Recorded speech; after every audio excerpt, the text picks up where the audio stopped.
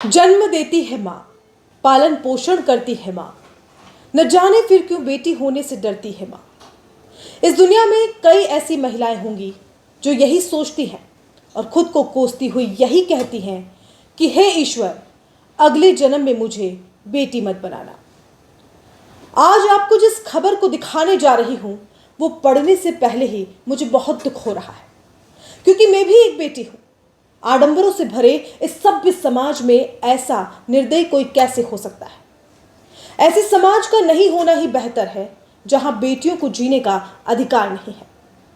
समाज के सबसे उच्च वर्ग में 10 माह की एक मासूम बेटी की हत्या हो जाती है, और ऐसा कृत्य करने वाला अगर अभी तक बाहर घूम रहा हो तो आप ही बता दीजिए कि काबिल पुलिस, तमाम जांच एजेंसियां, परिवार या पूरा का पूरा समाज आलोचना के लायक है कि नहीं। हो सकता है इन सब लोगों की मजबूरियां रही हो, लेकिन मैं तो आवाज उठाऊंगी, और मेरी आवाज तब तक बुलंद रहेगी जब तक मासूम मधु को न्याय नहीं मिल जाता। जी हां, ये कहानी है चित्तौड़गढ़ जिले के डूंगला उपखंड क्षेत्र के आलाखेड़ी गांव की। 29 अक्टूबर 2022 की हृदय विदारक घटना इलाके के कई ग्रामीणों के जहन में आज भी जिंदा है।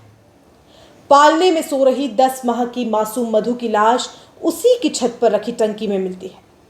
इस दृश्य को समझने मात्र से ही लग जाएगा कि फूल सी कोमल मासूम मधु कितनी तड़पी होगी और किस तरह उस बेजुबान ने दम तोड़ा होगा। अभी तो उसने खुलकर हंसना या चिल्लाना भी शुरू नहीं किया था कि उसकी मधुर आवाज को हमेशा के लिए चुप कर दिया गया। उसे तो पालने से उतरकर घुटनों के बल चलना भी नहीं आता था। तो सोचिए, छत पर पड़ी 5 फीट की टंकी के अंदर मधु कैसे पहुंची होगी। कौन उसे वहां तक ले गया, इसका पता अभी तक नहीं लग पाया। हमारी टीम पूरे गांव में कई दिनों तक घूमी, परिवार वालों से मिली, ग्रामीणों से मिली, लेकिन सब ने मौन धारण कर लिया। कोई कुछ भी बोलने को तैयार नहीं है, और पुलिस के पास तो मधु को न्याय दिलाने के अलावा बहुत से काम है। वह क्यों इतनी मेहनत करेगी। पेश है उदयपुर न्यूज के सहयोगी रवि श्रीमाली की खास पेशकश, 10 माह की मासूम मधु का कातिल कौन। अब जो किए हो दाता ऐसा ना कीजो, अब जो किए हो दाता ऐसा ना कीजो, अगले जन्म मोहे बिटिया ना कीजो। 29 अक्टूबर का वह काला दिन डूंगला का आलाखेड़ी गांव कभी नहीं भूलेगा, जहां एक मां पालने में खेल रही अपनी 10 माह की अबोध बालिका को सुबह करीब 8 बजे सासू मां के भरोसे छोड़कर खेत पर काम करने चली जाती है। करीब 11:30 बजे जब वह वापस लौटती है तो मधु पालने से गायब मिलती है। सासू मां भी अनभिज्ञता जाहिर करती है तो पूरे गांव में हो हल्ला मच जाता है। तभी कहीं से पता चलता है कि कचरा बीनकर जीवन यापन करने वाली कुछ महिलाएं उधर से ही निकली थी, जिनके पास एक ऑटो रिक्शा भी था। वो ही मधु को ले गई होंगी। उनकी तलाश में भी गांव की टोलियां निकल पड़ती है, और इधर घर और आसपास की छानबीन भी शुरू हो जाती है। तभी छत पर स्थित पानी की टंकी में मधु की तैरती लाश दिखाई देती है। यह दृश्य जिस किसी ने भी देखा होगा वह 29 अक्टूबर का दिन कभी नहीं भूलेगा। पूरा परिवार शोकमग्न हो जाता है और गांव गमगीन।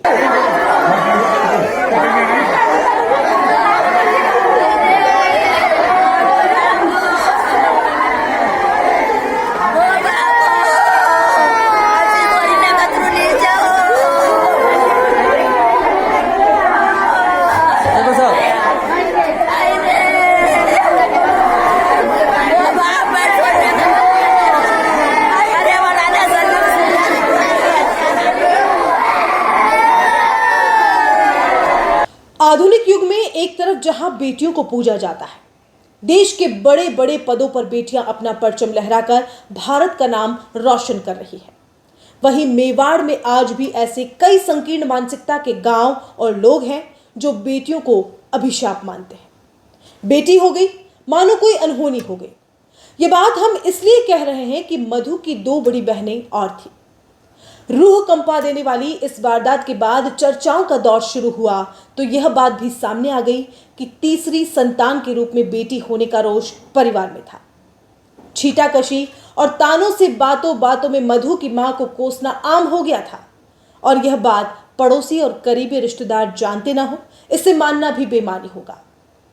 पालने में खेलने वाली मधु की लाश पानी की टंकी में तैरती मिली। इससे तय हो गया था कि मधु को इसमें डाला गया था और लग रहा था कि जल्द ही यह गुत्थी सुलझ भी जाएगी।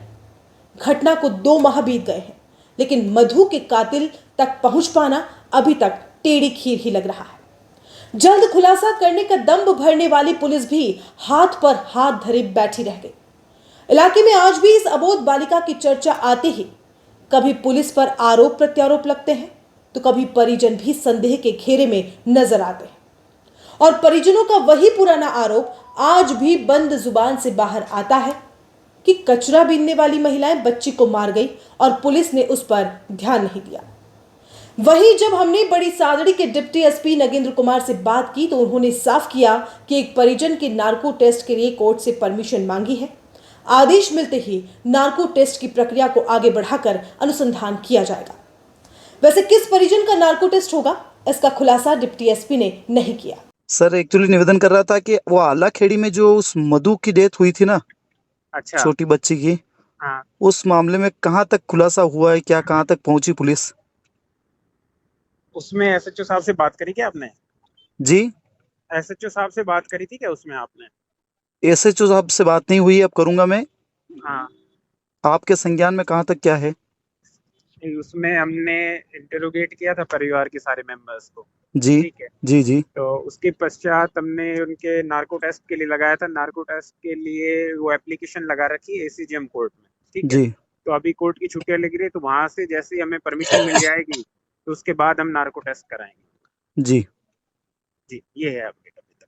रवि साहब, अच्छा, परिवार के कितने मेंबर का नार्को टेस्ट होने जा रहा है? अभी तो एप्लीकेशन से 1 मेंबर्स की लगाई है ना। जी। ठीक, नाम कोई खुलासा होगा? नहीं वो नाम तो प्लीज वो साहब से नहीं कर पाएंगे, लेकिन 1 मेंबर्स की अभी लगाई है, तो जी। उसकी परमिशन मिल जाएगी तो फिर हम उसमें आगे बढ़ेंगे। जिंदगी मिली तो भी मात्र 10 माह के लिए। लगा था दुनिया बड़ी सुंदर है, सतरंगी है, तो डूंगला के आलाखेड़ी गांव की एक कोख से मैंने भी जन्म ले लिया। लेकिन यहां की दुनिया वैसी नहीं थी जैसी सोचकर मैं आई थी। ना ही कुछ देख पाई, ना ही कुछ बोल पाई, यहां तक कि पालने से घुटनों के बल चल भी नहीं पाई कि मुझे मिटा दिया गया। मेरा क्या दोष था जो मुझे जीने नहीं दिया? दूर देश में पापा काम करते हैं, उनसे तो मैं मिली भी नहीं थी। मेरे पैदा होने पर कुछ ने तो बहुत लाड़ लड़ाए, लेकिन कईयों ने मेरी मां को बहुत कोसा और मुझे कभी वो वाला प्यार और दुलार मिला ही नहीं जो उन घरों में मिलता है जिनके यहाँ मुश्किलों से संतानें पैदा होती हैं। मैं भी बहनों के साथ खेलना चाहती थी, उन जैसी सजना संवरना चाहती थी, उन जैसा बोलना हंसना खिलखिलाना चाहती थी, लेकिन ऐसा हो ना पाया क्योंकि कोई है जो मुझे मारना चाहता था और वह अपने मंसूबे में सफल भी हुआ। घर को सूना देखा, मुझे पालने से उठाया और छत पर ले जाकर पानी की टंकी में डाल दिया। ईश्वर ने मुझे जीवन तो दिया, लेकिन इतनी हिम्मत और ताकत नहीं दी कि मैं 10 माह की उम्र में अपनी जान बचाने की कोशिश लड़कर कर पाती। दम तोड़ना मेरी मजबूरी थी और मैंने इस निर्दयी दुनिया को अलविदा कह दिया। मैं जानती हूं कि मुझे मारने वाला कौन है और आप में से भी कई लोग अच्छी तरह से उस कातिल को जानते हैं। मैं तो हमेशा के लिए चुप हो गई, लेकिन आपके पास तो जुबान है। आप थोड़ी सी भी कोशिश करेंगे तो मेरी आत्मा को शांति मिलेगी। शरीर भले ही मिट्टी में विलीन हो गया हो, लेकिन आत्मा अभी भी जिंदा है। कि देश में न्याय का एक मंदिर है जहां हर इंसान को उसके अपराध की सजा मिलती है और मेरी आत्मा चाहती है कि इस इंसानी दुनिया में उस कातिल को सजा जरूर मिले। चिर निद्रा में खोने वाली मधु की भावना यही है जिसे आप सभी ने मेरी आवाज में सुना।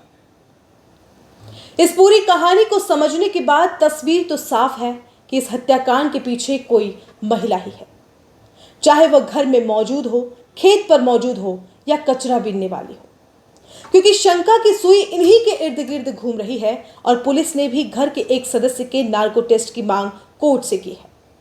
इससे भी जाहिर होता है कि यह टेस्ट किसी महिला का ही होगा, क्योंकि वारदात के दौरान मधु के पिता दुबई में थे और दादाजी घर पर मौजूद थे। इस खबर को प्रसारित करने के पीछे का मकसद सिर्फ यही है कि मधु की उन चीखों को यूं पानी की टंकी में दबने नहीं दूंगी। कातिल तक पहुंचना ही मेरा मकसद है और मैं चाहूंगी कि मेरी इस कोशिश का सिर्फ आलाखेड़ी गांव ही नहीं, पूरा का पूरा मेवाड़ साथ देवे। तभी मुझे भी एक महिला होने पर गर्व होगा, वरना मेरा दिल भी हमेशा मुझे कचोटता रहेगा कि एक मासूम को मैं न्याय नहीं दिला पाई। नमस्कार। अगले जन्म मोहे बिटिया